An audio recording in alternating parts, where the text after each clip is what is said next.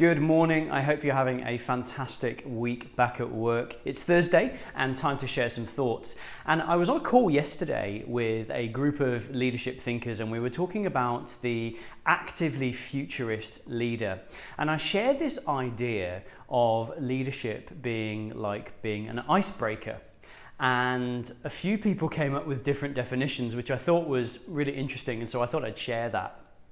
An icebreaker in a kind of corporate sense is that little activity you do at the start of a meeting or the start of a conference where everybody kind of gets to know each other a little bit and you help people feel a little bit more at ease. And so that icebreaker gets kind of people warmed up so they can perform better in the rest of the event or the conference or whatever it is. And I thought actually being a leader is a little bit like that.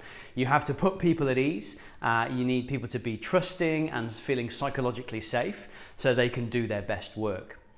But if we think back to the historical definition of an icebreaker, it was actually a boat that went in front of the ships as they were going through frozen waters and would literally break the ice.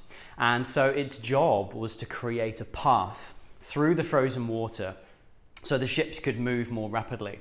It would have a crew of people who would be out on the ice breaking it up. It had a really hard front or bow, and that would smash the ice and allow the ship to sail behind it through smoother, calmer waters.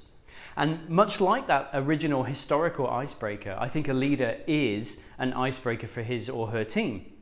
So they're there to break the ice, to smooth the path for their team to do a great job. That doesn't necessarily mean that they're a tug, they're not pulling the other ship, but they're creating a nice, calm, free movement environment for their team to do their best work, which is to move through the water in front of them.